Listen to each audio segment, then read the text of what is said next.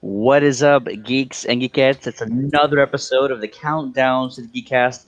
My name is Steady, and with me on this episode is the man, the myth, the legend. You know him as JC.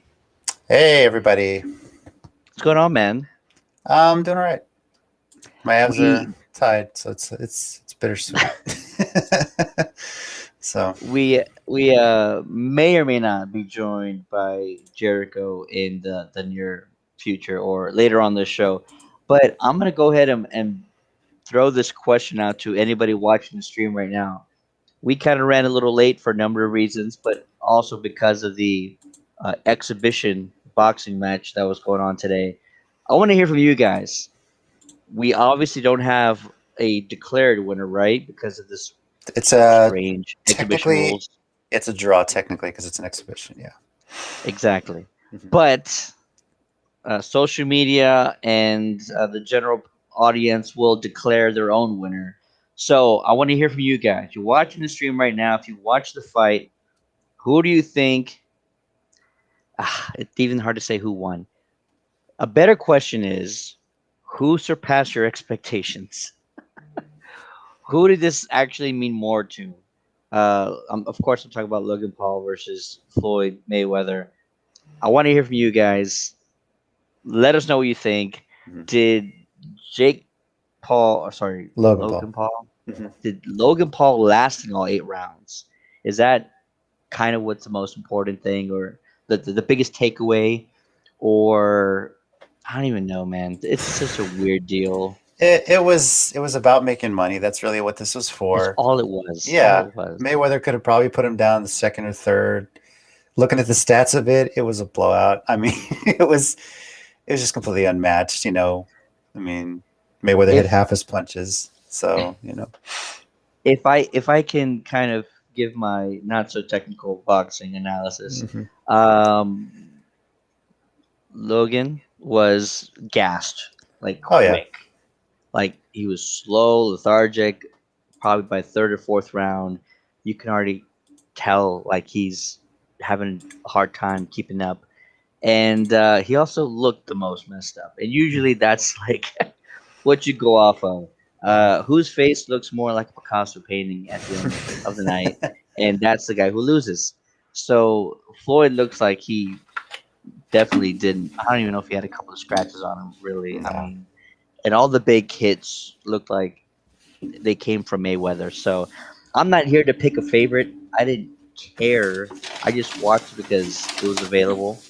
But want to hear from everyone out there. If you watched it, what's your biggest takeaway from the Logan Paul Floyd Mayweather fight? Um, I think there's a few perspectives you could go with, but we also got some other stuff to talk about. We have Geeky Weekly Headlines for the week, and we're also going to be previewing Marvel Studios' Loki series coming to Disney Plus in just a few days. You excited, JC? yeah, that's nice to get something new out of MCU. See where we go from here. In this series, the way they've previewed it, the what's expected of it, I've been pretty excited about it. So, It looks uh, compelling. yeah. I did not know I needed Tom Hiddleston sitting across from Owen Wilson in a show ever. If you would have asked me, like, who should you pair with Tom Hiddleston for a series, I would never dropped Owen's name. However, just all the trailers we've seen, they just play off each other so well. Owen is so dry. It's so witty. It's so sarcastic, and it's the best type of humor to bounce off of Loki or Tom Hiddleston. And I can't imagine what it was like to film this series because it just must have been hilarious. And I just can't wait to see what the banter is like, what the dialogue is like.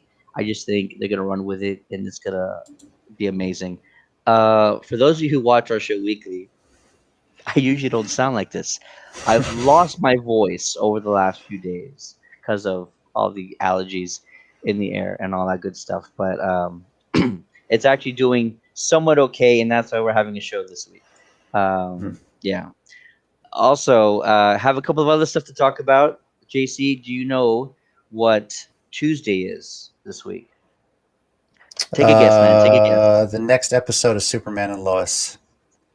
That's the Besides Tuesday. that, The next episode of the Countdown City WrestleCast, where we're talking about Impact Against All Odds and NXT Takeover in your house.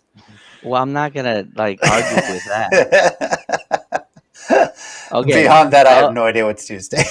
So, Other than Superman and Lois, and other than, of course, the weekly greatest wrestling show oh, on thank you. social media, the WrestleCast, which you could find on Facebook as well as YouTube every Tuesday.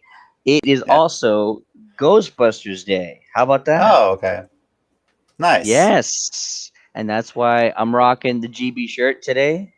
All right. And I've been having dreams. I've been having dreams about new Ghostbuster content coming out, and I did not know this week was going to be Ghostbusters Day. I should have remembered from last Mhm. year, but so it's been weird. I've been having dreams that something was coming, and now that it's in a couple of days, I'm hoping for some delicious content. We got the mini Stay Puft teaser with Paul Rudd in it, which was hilarious. Mhm. But I want to see a full trailer. We really, I mean, I don't know. What do you think that the last one that we got was a full trailer? It still felt like a teaser because it was either short or we don't get a lot of the movie in there. No, and like I said, I know we don't want a lot about the plot of the movie revealed, hopefully, in trailers. Honestly, the only true trailer we got was, God, it's been over a year, pre-pandemic, really, before they had to move everything back.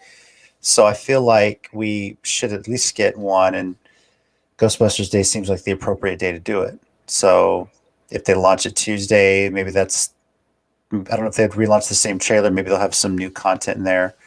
But that could very easily be the day they get the next trailer. I want as much as I can. I don't even care at this point what gets spoiled, and I know I'm not alone in this because a lot of the Ghostbuster fans out there, we've been waiting. We were supposed to get this in the summer of last year. It was Mhm. supposed to be July 2020 when this was supposed to Yeah. come out. So it's been so long. I'm going insane. You know, I'm having dreams about Ghostbuster content. I'm not dreaming about the movie. I'm not dreaming about being in the theater. I'm not dreaming about you know living the story. I'm dreaming about just getting the next trailer, the next Mhm. like let's get a poster. Let's get a new poster. I want to see what a poster looks like. I'm going insane about this. And I know it sounds crazy, but it's been since '89 when the second movie came out that we've Yeah. wanted this movie. So it's been a really long time. Mm. Anyways, Ghostbusters Day is Tuesday. Follow all of their channels if you want to find out what they're gonna drop. The only thing they've announced thus far is that they're gonna be doing one of those Twitter space interviews with IGN. So Okay. hopefully something comes after that because Mm. I don't know. Do you pay attention to these Twitter spaces? They don't share content, do they? Not that I've seen. I mean, when I honestly, I'll check on Twitter and see what's trending, and that's where I'll get news about a lot of stuff. So if I see Ghostbusters stuff trending on Tuesday, I'll probably be looking to see what it is. So All right. Mhm. We haven't had any Logan Paul Mayweather comments yet. It's late. Anybody watching the stream? Yeah. The fight just ended though. I know. Everybody was watching it. You know how I know? Because I have neighbors like down the street outside who are watching the fight. So people are still out. Let's see. So I'm gonna post this question on the stream. What's the biggest takeaway from the? My son just walked in from watching the fight. Okay.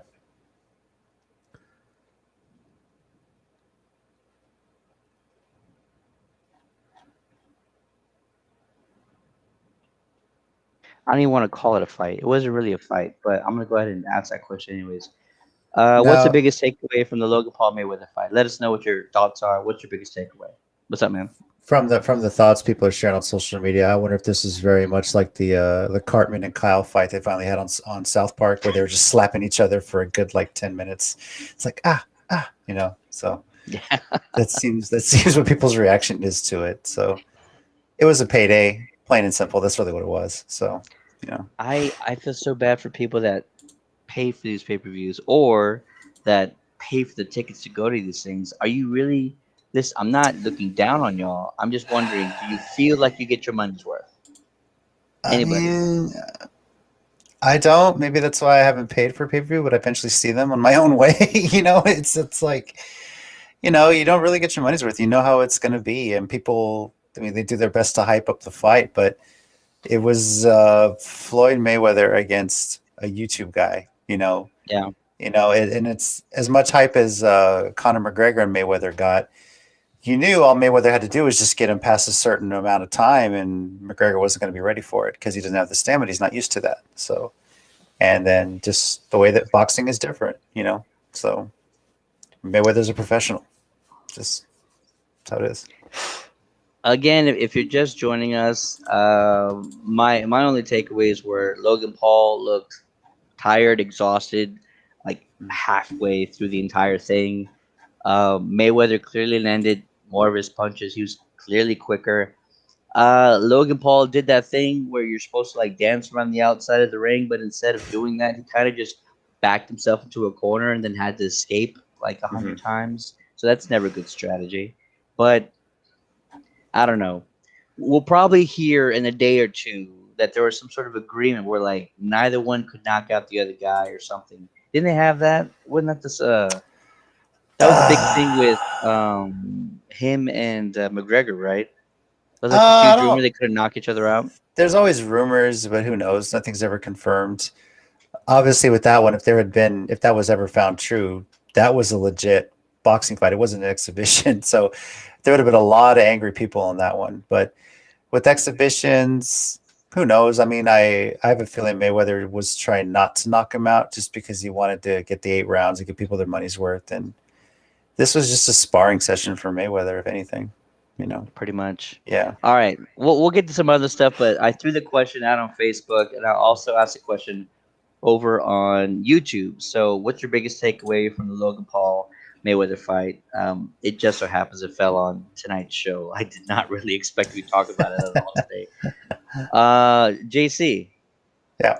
what's one movie that we always trash more than any other movie that on this show? Super Mario Brothers. Thank you. Nailed it. So, Yeah. what would be, listen, 2020 and 2021, really 2020, Uh, had all the craziest headlines, the weirdest occurrences, the strangest anomalies. There's a whole list of crap that was just insane and should never have happened. of course. So, 2021, something you could put on your list of like strange occurrences is that the Super Mario Brothers movie has a director's cut. How about that? Oh, It's taken how many years? Movie came out in '93. you know, So what's up? this is the bad thing about the Snyder cut, I guess. And everyone seems to think they can get a Stop! director's cut. Stop! This I'm has kidding. nothing to do with Zach. Why even mention that there was a director's cut? Why? This is like saying, "Hey, we're gonna dig up the ET Atari 2600 game and finish it." This is like the worst video game of all time. It's like, no, it's done. Why would you?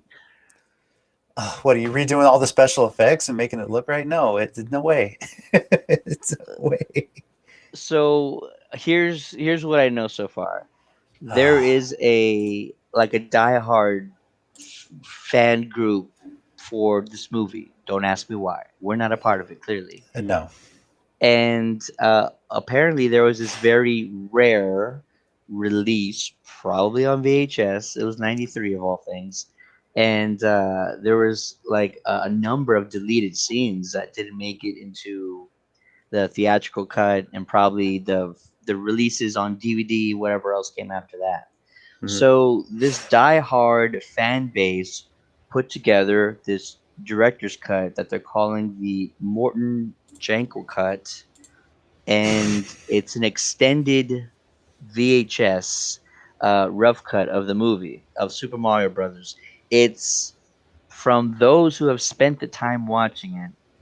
a superior version of Super Mario Brothers. Um, I So don't what? know if I'm gonna sit down and watch it though. It's a one instead of a zero on our rating system. Like, I don't know. I mean, if they say it's an improvement, it deserves a watch, doesn't it? I might give it a no. shot. Who Look, knows? I'm not knocking people that like the movie. I've liked a lot of movies that people don't usually enjoy. For example, I really did enjoy Rise of the Silver Surfer. I thought that was a really good Fantastic Four movie, personally. Yeah. I liked the Assassin's Creed movie. I've heard it mentioned a few times on this show that y'all hated it, or at least Jericho did. So as a fan of this series, I thought it did well. But Mario Brothers is just like, oh my god, why? I feel like that's saying Street Fighter: The Legend of Chun Li has a director's cut. That's a shit movie. Like, are you as a director's cut better be you're cutting all of Charlie Nash's scenes because you just destroyed the whole movie. But if you get a director's cut, great, enjoy it. It's good for the fans. Have fun with it. I have no plans to see it. I'm good. You know, I Okay, so here's a scenario.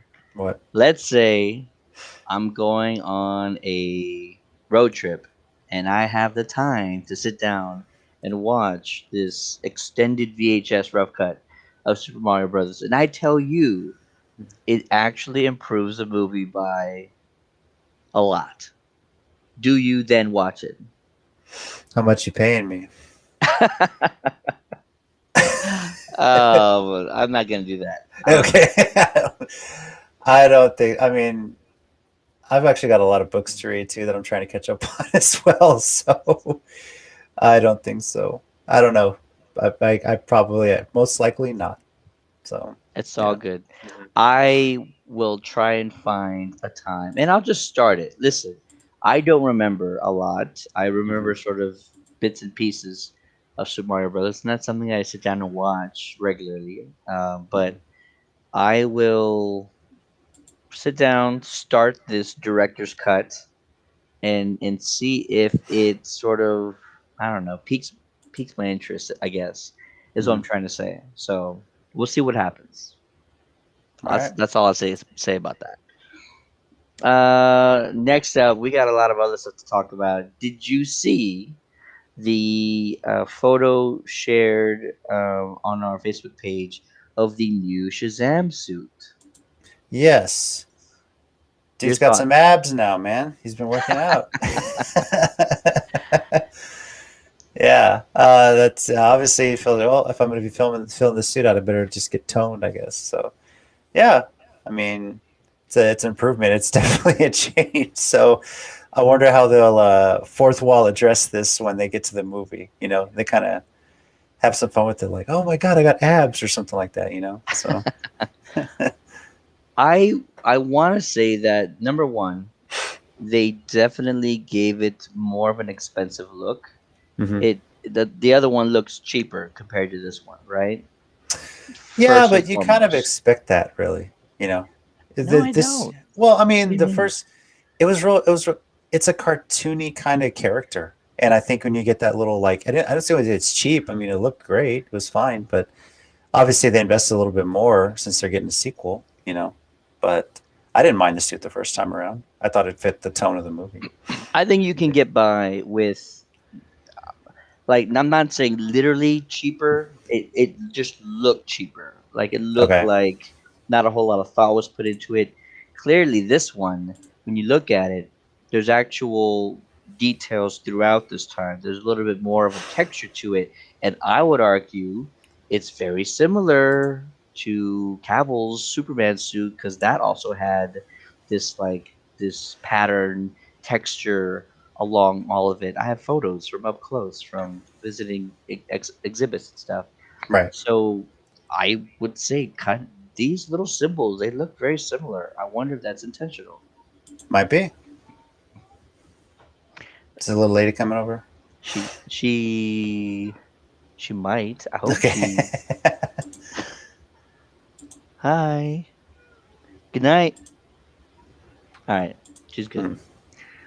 Okay, so yes, this one does not look as cheap as the other one. Hmm.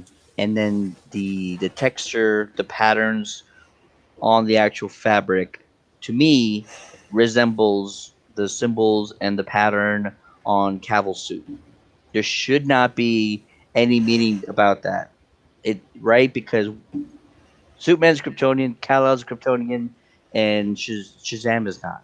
Captain Right. Marvel. He is not a Kryptonian. None of this has to do with Kryptonians. So there should be no connection there whatsoever. But it does look like it. So that's interesting. Okay. We'll move on from there. Hope to get more information about that. There's more and more leaks every day. So listen, if you don't want to get spoiled anything, I would say stay off of Twitter a lot because set photos are coming out left and right. And it's also interesting that we shared a photo featuring Henry Cavill, which he shared on his Instagram page. He is on his way, or already here, to the United States for an unnamed project. I won't even say a secret project. But Okay. JC, if you had to put money on it, is Cavill doing a cameo for one of the many DC projects being filmed right now? Black Adam, Shazam, The Flash, or is it something not DC related? We already know he got announced for a Mass Effect project that he teased a while ago. They just released information about what was the one that you liked? Which one? Highlander, the Highlander Highlander. project. Yeah. Hmm. That seemed like it was a little bit more of a newer, like way too early into the writing phase to be out there. Maybe it's something else related. What do you think? Maybe he's filling out cameos in all these movies. That's possible. I mean, all three of them are filming at the same time, right? Flash, Black Adam, Shazam. Maybe he's coming by to just kind of knock them all out in one shot. you know, I mean, it's an easy way to do it. Maybe he's coming back to get back into shape for his roles too. Hollywood has the good personal training setup for all these superheroes. So What who would you knows? want if you had a Uh, choice? You get to pick whatever he's doing.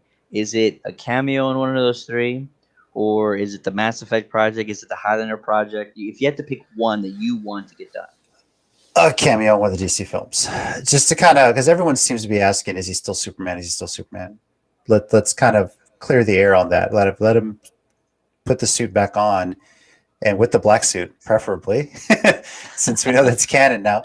I mean, they kind of semi had a Superman cameo at the end of the first Shazam movie, but we know it really wasn't Henry Cavill. They just had a guy in the suit. yeah. But how great would it be for him to show back up with the suit and actually show his face this time, and like have him and Shazam be buddy buddy or something like that, or you know, I mean, why not? I'm hoping for cameos. That's just me, wishful thinking. So, Very wishful, and mhm, I'll also share your enthusiasm for a mhm. cameo, but I think it's less likely. I Yeah, really do think that whatever DC's doing, it doesn't involve Henry anymore, and I don't think they have any good reason to turn him away or anything like that. I can't see a scenario where they're using him for a cameo in the Flash. I don't know why you would do that. I don't mhm, know the reasons for it. There's not a story plot in my head unless it's just like the very beginning, him kind of saying goodbye to the team. I'm headed back mhm, off to Central City, that kind of mhm. thing. But I don't see it happening. So I don't think it's a cameo in the Flash. Shazam, probably more likely because we know Black Adam is taking place way before any of these other films are taking place, Right. and they use his suit in the first one, so it would kind of make the most sense to cameo in Shazam. But again, I I'm hoping that it's for a DC project. I don't think it's for a DC project. I think he Yeah. has so many projects that he's announced or teased on the side now that he's just way too busy of a guy. He's already doing Witcher. We heard about Mass Effect. We heard about Highlander. These are big productions.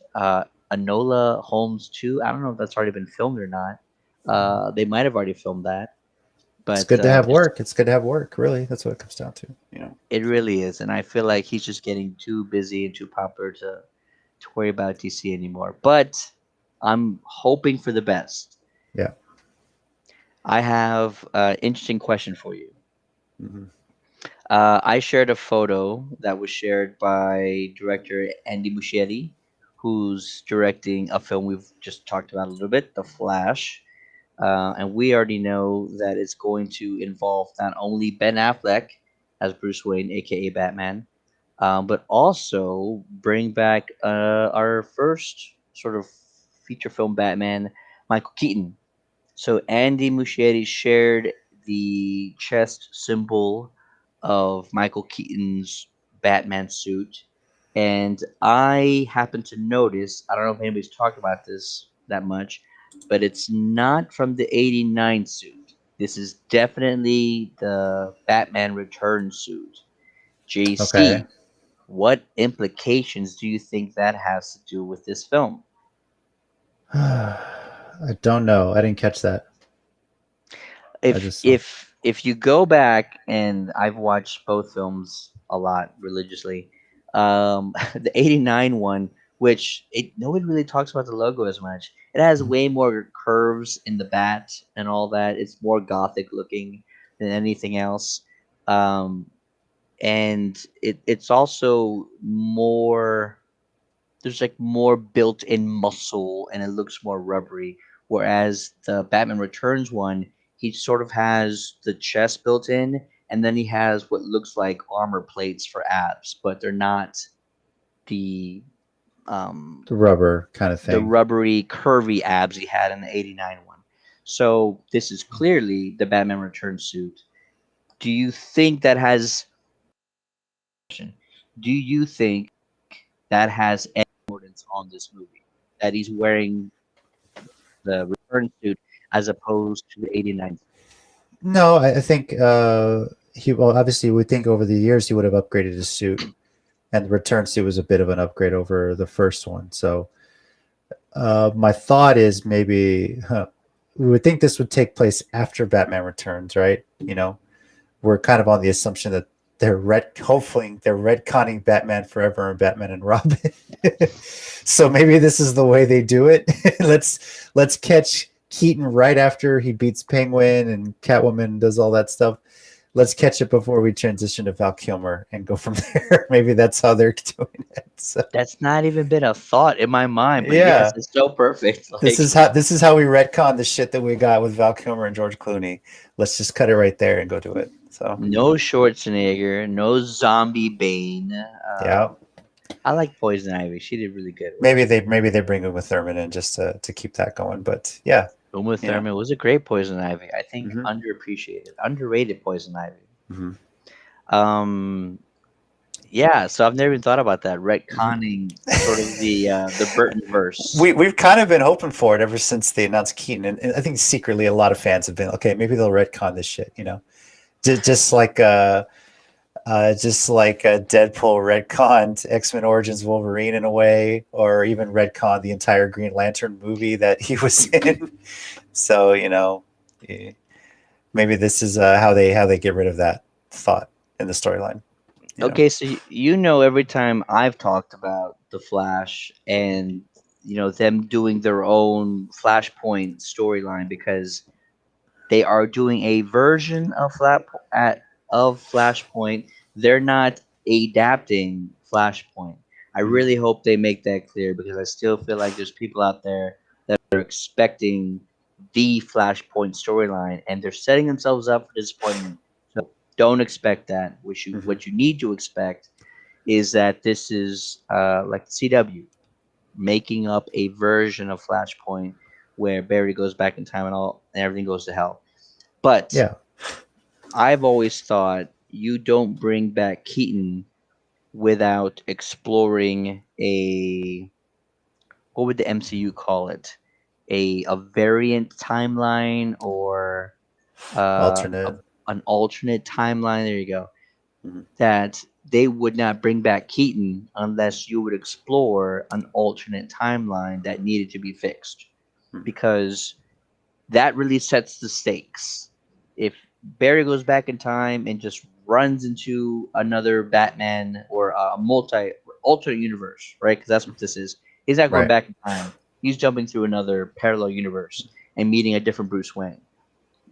You could just do that, but I think it's more interesting if there's repercussions.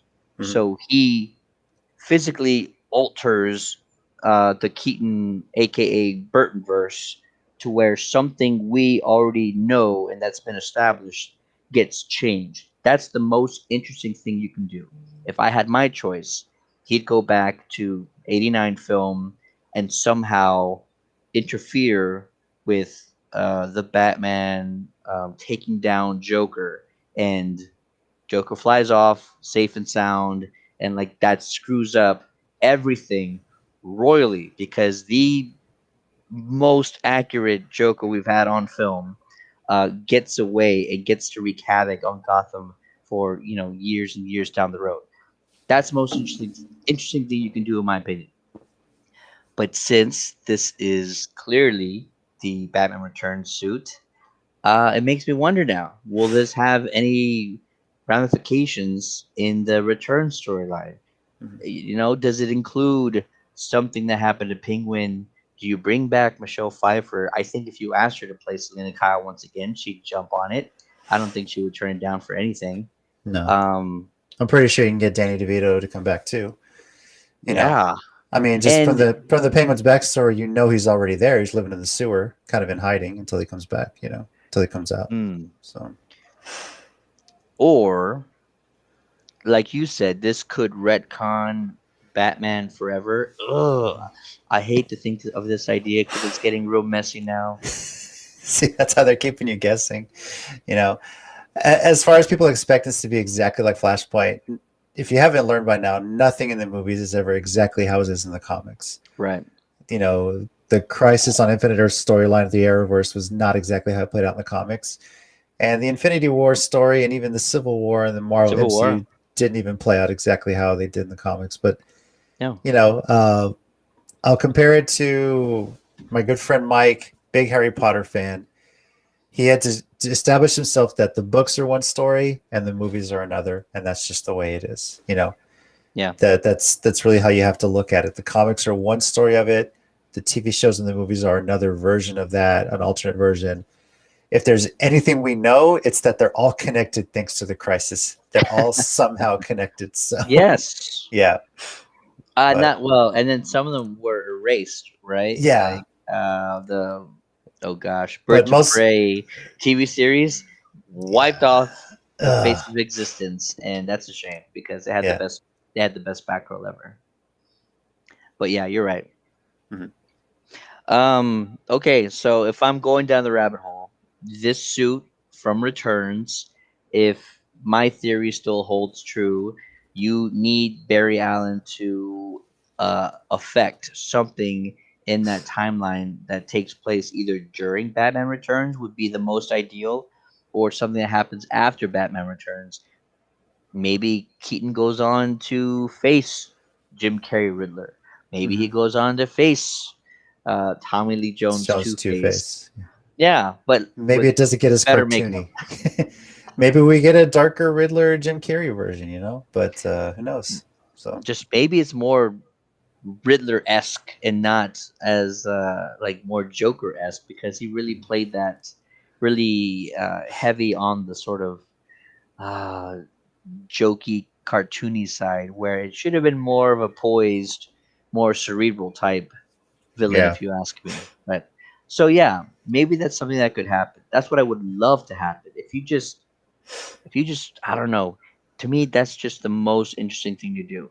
Affect the Burtonverse timeline as fans know it. That way, they have something to connect to.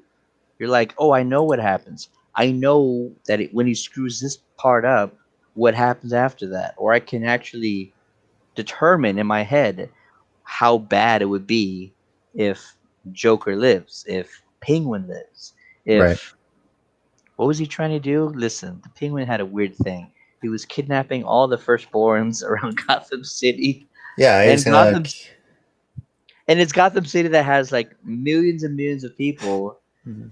but he was trying to capture all the firstborns in one night with his circus people. Yeah, no, it's crazy.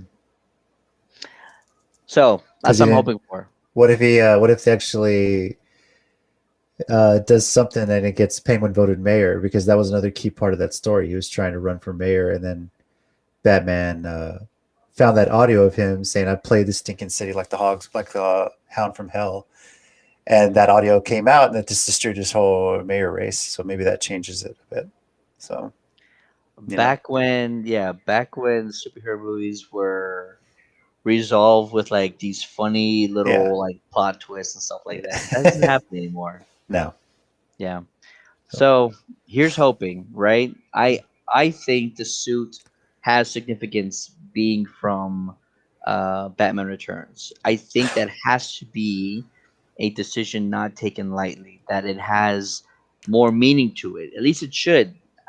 Really, you need to stop. I don't think they do this, but I just think for DC, every decision needs to have some sort of value to it. Don't right, just start doing things like, oh, we'll just go with this one for no reason. You really need to go and make sure everything has value, everything has meaning. Every decision needs to have a meaning for it behind it. right. All right. Let's see here. We'll do just a quick sort of rapid fire, and I'm gonna start with one that I know you're gonna love because we talked about it on Twitter already. The Scott Pilgrim versus the World expanded soundtrack will Mhm. be available on all digital music services on July 9th. Your thoughts?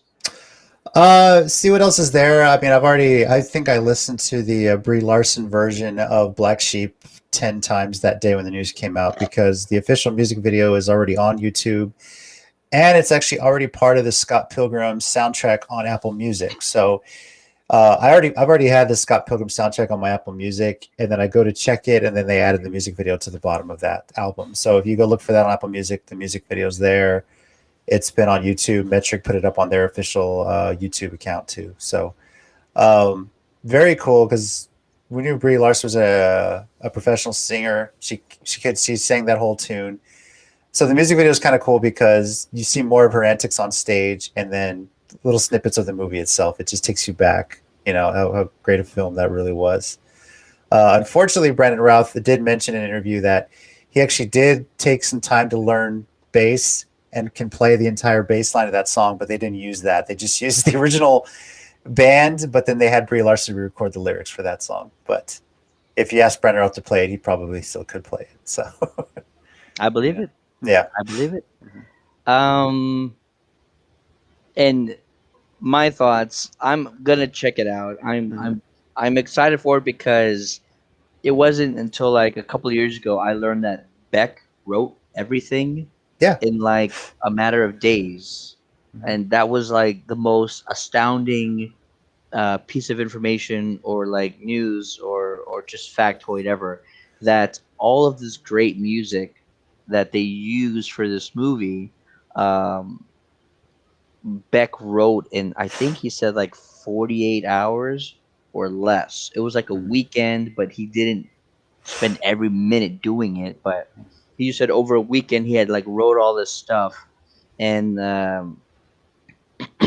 director Edgar Wright like just loved it and used it. So he gave him kind of like bits and pieces about the scenes, like, oh, this Mhm. is where this is happening, and I want you to write something on all that. So yeah, this expanded soundtrack will actually include more demos from Beck. Nice. Yes, and that's what I'm very excited about. I So wonder because Michael Cera in the movie sings Ramona, and if you, yeah, Ramona, so I used to be on able the to play that. soundtrack you hear Beck's full version of it that appears in the end credits too. So just hearing Beck sing that, and then but now that you know we made it in 48 hours, like that would make sense because Scott probably made that in 48 hours after he met Ramona too, right? If you get a That's the whole chance, song, JC. yeah, I know. It's finished. If you get a chance, look up. They did this like last year, but just about the entire cast got together for a Zoom table read of the entire movie, Yeah. and Brian O'Malley was there doing artwork. Chris Evans was there. Brandon Routh was there, and they even had Michael Cera play this song. He pulled his guitar out and did it as part of the table read.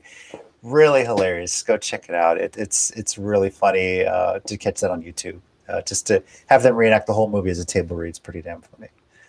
So yeah, but That's mhm. that's July 9th for the expanded soundtrack, which features Brie Larson singing Black Sheep, which wasn't on the original soundtrack for whatever reason, as well as Because bonus Metric tracks negotiated from. that. I'll tell you why. I can tell you why Metric negotiated that. So Interesting. that song Metric had never released before the movie. They would play it at concerts, but they never officially released it. Never put on an album. And Edgar Wright was a fan of him. They said, "Okay, we can use this one." And they wanted Brie Larson to sing it with a little more of like Envy Adams' attitude. Yeah. So they said, "Okay, you can use that in the movie, but on the soundtrack, we want the original version." That's what they negotiated with Metric, and that's why you don't hear the Brie Larson version on the soundtrack. So So another part of that story that I heard was that Edgar Wright went to Metric and they wrote the song for the movie, but it wasn't something they had previously recorded or previously written. Did it's you hear that? possible. I didn't see that. From what I heard, they had been performing at concerts for a few years. It's possible they might have written for the movie, but Ah, I know they wanted Brie Larson to have a little more attitude, the Envy Adams attitude to it. That's why they had her record the audio on the vocals. So, because if you hear the metric version, it wouldn't come across as Envy Adams like, if you will. So, you know, gotcha. mhm. Let's see. I'll kind of finish this up with photos of Mark Ruffalo behind the scenes on the She-Hulk series. Do you think Ruffalo has a major part to play in the series, or not a major part to play in the series? I hope not. Maybe something to get her started, maybe an episode to the beginning. But this series needs to be about the She-Hulk character. It's got to be about there. And if Mark Ruffalo is involved heavily, all everyone's going to talk about is Hulk being on it, and you worry about Ruffalo being a scene stealer. But I think he's on there as what is he now, Professor Hulk? He's gonna we worked it out together. So I'm sure he's on there as his intellectual Hulk, just helping her get used to the life she's living now with gamma radiation and everything like that. So, you know. And I'm kind of hoping for a little bit of the opposite, right? Mhm. I want a lot of Ruffalo in this series, mainly because they won't give him his own solo project. He's always playing the sidekick, if you will, That's to everything. universal, but yeah, so Well, th- as far as we know, right? Because yeah. the rumor was rights were given back sometime last year. I don't know if that's confirmed. I just know the Universal has the rights to any solo Hulk film. That's why they have to have him appear in like Ragnarok and these other films. They can use him there, but not Yeah, as a solo Hulk film. Universal has the rights to that. So yeah, there you go. And series, I guess that has to be NBC, included in all that too, but yeah, I think who so. knows? So I'm hoping that there is not just a cameo of Ruffalo. I'm hoping that he just has some substantial part in the series, a reoccurring character. He doesn't have to be on every single episode, but let's say at least half. At Right. least half. I don't want him to be on one and done, just at the beginning or just at the very end. But I hope that he has sort of a significant role to play on this series because Ruffalo just plays the hell out of a Bruce Banner, Yeah. and I know the fans love him for it, and so I really want to see as much of Ruffalo on this show as possible. And I think it also helps to bring in more of the general mainstream fan base because She Hulk isn't a major character as Yeah. far as I guess we're concerned, but I like She Hulk, and I really want them to do this series justice. I hope it has a huge following, and I think Ruffalo also helps in that regard. Last bit of news, sort of just rapid fire, as I was going to say. Ryan Reynolds dropped a Deadpool teaser photo on our timeline. Head on over to Facebook if you want to check that out. Um, let's hope something's coming soon, or maybe he's just trying to tell us that he's going to be getting to work pretty soon, back as Excuse me. one Wade Wilson. Also, Christina Ricci joins the already stellar cast of The Matrix 4. So another sort of big name, high profile actor joining the fold. Um, Yeah. we'll cover the entire cast list later on because they keep adding people left and right. So I will bring that up once again at a later time. Hmm. But other than that, there's also a teaser photo for the Borderlands movie that was shared by Jamie Lee Curtis. Also features Jack Black as well as Kevin Hart. I'm intrigued. I don't play the game that Me much. I neither. played it for a little bit, but I know how wacky and how zany it can be. And especially when you get these actors together, we've already seen Jack Black and Kevin Hart do the what's it called, Jumanji Jumanji. film, and I felt that they actually worked off each other really well. So I'm actually looking forward to Borderlands, and I love me some Jamie Lee Curtis. So Mhm. I want to see what that's about. Cool. JC, what's on the WrestleCast show this week? Talking about Impact Against All Odds and talking a bit about NXT Takeover in Your House, which is coming up this next weekend. Um, and that's really what we're going to be previewing. We had basically 2 episodes last week because WWE dropped some bombshell news on Wednesday, and we could have covered that. So if there's any more fallout from that, if there's any other news that gets dropped within the next 2 days, we'll be covering that as well. So, but Yep. that's mainly we're going to be previewing 2 upcoming shows this next weekend. So that's what's on the line for us. All right, looking forward to that. When does Dark Side of the Ring come back? Is it already back? Is it It's already been back? back. It's about 5 or 6 episodes in. Yeah. I Uh, am so behind. yeah. Covered some interesting stories. Gotta have to get to the episode list, but there's been some really good ones.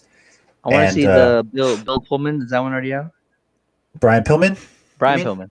I think that one's already out. Yeah. I think that was a 2-parter to start the season. So, There you go. mhm.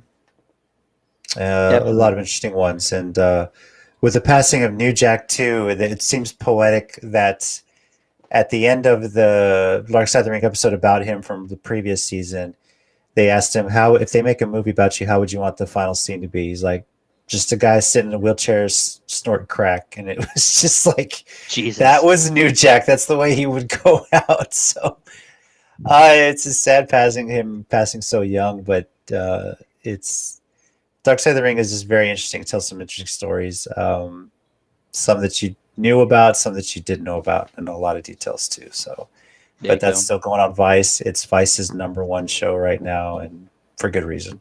So, Absolutely. mhm. All right. Well, this is the start of a very exciting week. Tuesday, once again, is Ghostbusters Day. I'm hoping for some new content, but I'm not going to make any promises on whether or not I think that's coming out to November. And these days, nobody drops any content until like a few weeks before the movie gets released now. I don't know why that is, but unless you're Black Widow and you've been dropping trailers for like 2 years, Well, yeah. for obvious So, reasons. yeah. And then after Ghostbusters Day, of course, is the series premiere of Loki, which I'm gonna make sure that I get at least one of you guys to do a initial recap after the show is over, probably at night. There you go, something like What that. day is that? Wednesday, Thursday? Wednesday, Loki Wednesdays Wednesday. going forward. Okay. I guess they don't want to compete with Bad Batch. So now you got Loki's on Wednesdays, you got Bad Batch on Fridays, and they're like Smart. halfway through Bad Batch. Which Jericho, if you're watching, we definitely need to talk about, man. So yeah, he'll be here soon. Talk about Bad Batch. And Superman and Lois, hopefully, because I know you're a few episodes behind, but trust me when I say these few episodes you're missing will blow your mind on some of the reveals they have in there. There you go. And the season's got a lot more to go with it too. So it's been very Awesome. good. I've really enjoyed it. I'm It's been very good. yeah. I need to catch up Mhm. ASAP. Just been really busy with the yard. I showed you. Yeah, Yeah. definitely. That's all. Most of that's done now. So yeah, Mm, back to getting caught up on mm. Superman and Lois. And that'll do it for this episode of Countdown to the Cast. My name is Steady, and with me on this episode is a man that's a legend. You know him as JC. Thanks for watching. Thanks for listening. If you're catching this audio, we'll catch you this week on the WrestleCast, and we'll see you soon. Peace. Have a good night.